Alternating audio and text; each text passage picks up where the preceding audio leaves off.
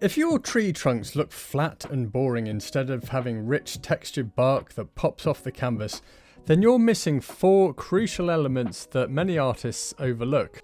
Today I'm going to be painting these beautiful gum trees to show you the exact lighting and texture techniques that works on any tree species, whether it's oaks, pines, birches, gum trees, you name it. We'll start with understanding how light wraps around cylindrical forms and then dive into my 4-step bark texture method that works whether you're painting smooth beech trees or gnarly oak trees. Now I'm painting on an 11" by 14" linen canvas panel made by Seascape, and I'm using Blue Ridge oil paints, and if you want to get either of these then I've put a link in the description box below. Now the first step for painting realistic cylindrical looking trees is to paint the dark values first, and actually this applies to the whole painting. Painting the dark values first allows you to create the depth and distance. Now value refers to how light or dark your subject is, and we'll find our darkest darks and the lightest lights in the foreground, and then as landforms recede, darks aren't as dark and lights aren't as light. So I'm painting these dark textures in the side of the gum trees, now keeping in mind also that there's a lot of light tones in there as well, so I need to keep this in mind. The trees in the landscape in general are some of the darkest values, so for the foliage here I've used a mix of ultramarine blue with a little yellow ochre. Now the trunks of these gum trees here have a lot going on in them, and there's a lot of different colours. Most of them are relatively low chroma or saturation. Now as I paint this landscape here, I'll give you some general tips on landscape painting as well as focusing on the tree trunks. I'm painting the shadows in the distance here, which are getting lighter and much lighter in value than the shadows in the foreground. I'll also just share the idea behind this composition.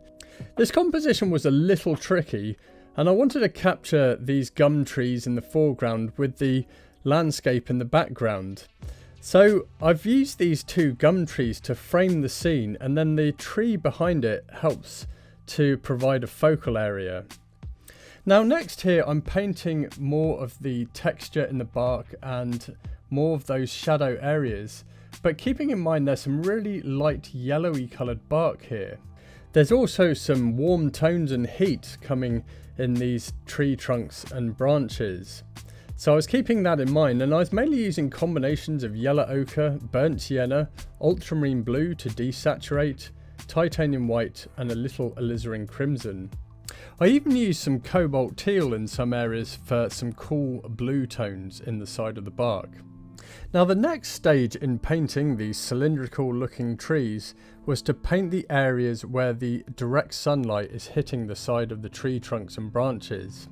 So the value of the colour is going to be a lot lighter, and keeping in mind that they are relatively low chroma colours. So for this I used warm tones of yellow ochre with titanium white, which form the base of my colour mixes here, and then I also added in a little bit of alizarin crimson. For some of those more pale tones I also mixed in more titanium white with burnt sienna and even a little bit of ultramarine blue. So that was the tree trunks sorted out for the moment, but I'm going to be coming back to them later on in the painting. Generally as well, when I'm blocking in a painting, I keep the whole thing tonally darker, and this is going to allow me to build up lighter layers of paint later on in the painting, and then I'm going to be saving my lightest lights until last, and this will make the whole thing come alive.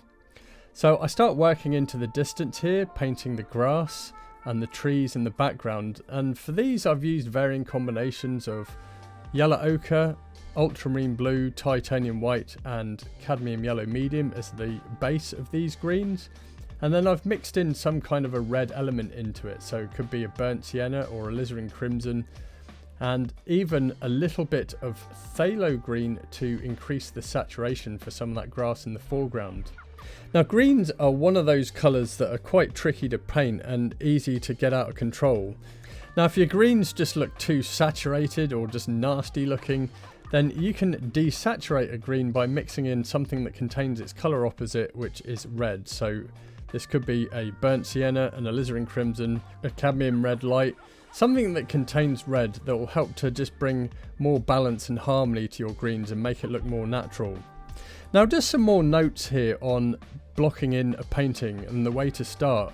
I'm using the biggest brushes that I can get away with, or that I feel most comfortable with, and that's just going to help bringing a nice aliveness and looseness to the scene overall. I can then add details later on, so if you're someone that's struggling with painting too many details, then start your painting off this way. Use the biggest brushes that you feel comfortable with.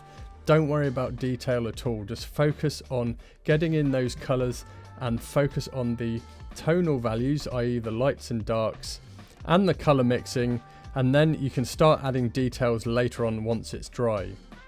Now then, the third stage of painting these trees, so this is where we're starting to layer on more detail and we're adding now lighter layers of paint. So I'm going back over the areas of the main trunk here and adding lighter tones, so it's lighter than the previous layer.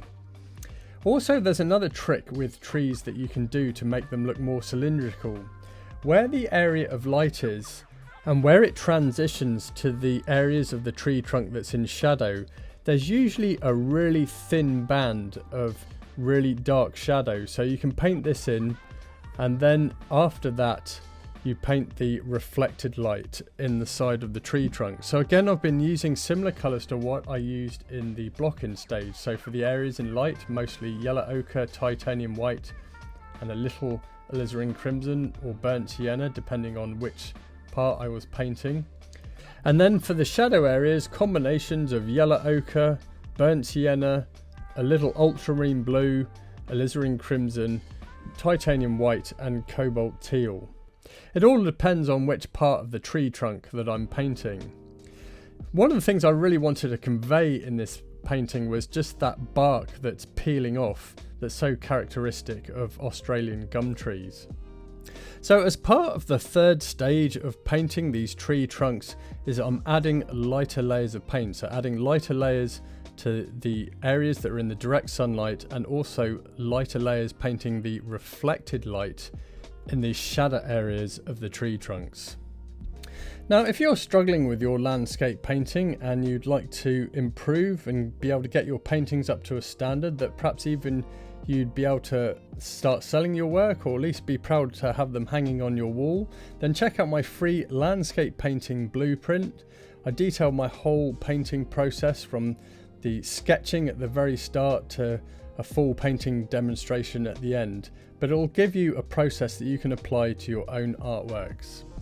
And this will help you to improve your painting skills. So if you'd like to get that, just click the link below and I'll send it over to you. Now back to the painting, and I'll give you some tips on just painting trees in general, because they are pretty complex organisms to paint. So I started off the painting with loose gestural brush marks, and when it came to painting the actual tree foliage itself, I just treated them as masses. You don't want to be painting every leaf, it's a nightmare, so just treat them as masses and then just paint the suggestion of leaves. Now back to the tree trunks, and what I'm doing now is I'm just adding a little bit of detail in there. I'm using a synthetic flat brush, so I'm getting a much more defined edge, and I can convey the subtle shadows where there's ridges in the bark, and it's just adding a bit more detail into the painting. There's other ways as well to start defining the shapes of the trees. For example, filling in the negative spaces around the tree's canopy, and also the tree trunks and branches itself. So that's just going to help to tidy up the overall shape of the trees. In this case, I'm using my sky mix to do that. And this was a mix of ultramarine blue with titanium white, a little cobalt teal, and some yellow ochre to convey that dusty Australian sky. And then with my sky mix, I continue to work on the shape of the tree canopy here by punching in some sky holes. And this is a really nice effect to do, especially if you layer on thicker paint and make those marks look intentional. Now at this point in the painting, I was starting to think about getting it finished. I'd also had several painting sessions on it at this point. So with each progressive layer that I added, I let it dry, and then I was able to add more detail to it. Now in general, I don't like my paintings to be overly detailed because I still want to maintain an expressiveness and have vitality in my paintings from some loose brush marks. But I do like a little bit of detail, so it's trying to find the balance between the two. Now what I'm doing here is restating some dark values, so re-emphasizing some of the dark values in the tree canopy here. So if you remember, trees are some of the darkest values in the landscape, and when these clumps of foliage are bunched together, it's going to be pretty dark, especially with a tree species such as gum. And by having these dark tones here, it's going to bring that forward in the painting, so we can see that the trees are clearly in the foreground, juxtaposed against those lighter tones that are in the background. Now the next thing I was doing here was starting to add the highlights in the tree's canopy. Some of those gum tree leaves are quite glossy and are reflecting the direct sunlight, so conveying leaves that are shimmering in the direct sunlight. Now then, the last thing to do, or the last stage in painting convincing looking cylindrical tree trunks, is to paint the lightest lights. So we save our lightest lights until last, and I added some light tone to the areas of the tree trunks that are in the full sunlight. So this was just pretty much a mix of yellow ochre with a lot of titanium white, and we're just sparingly adding highlights to these areas of the tree trunks just to communicate that direct sunlight. And then after that, it was just finishing up the painting and adding the last finishing touches to it overall, such as painting a few subtle highlights to the gum tree forest that's in the background, and then adding some lighter tone to the grass in the midground as well. Grass is one of the more lighter values in the landscape, so it's really important that the grass is lighter in value than the trees, so that the trees in the background stand out. And then following that, I worked my way back to the foreground, just adding last little details, for example this gum tree sapling that's right in the corner here, and then just adding finishing touches overall to the tree canopies. I often find it a little difficult to know when to put my paint brushes down to finish a painting, so I was just fiddling around at this point, adding last little details here and there, bit of leaf litter on the ground, but with that the painting was complete. So I hope you enjoyed this video. If you'd like to learn more about painting trees, then check out this video here. Thanks for watching, and I shall see you in the next video.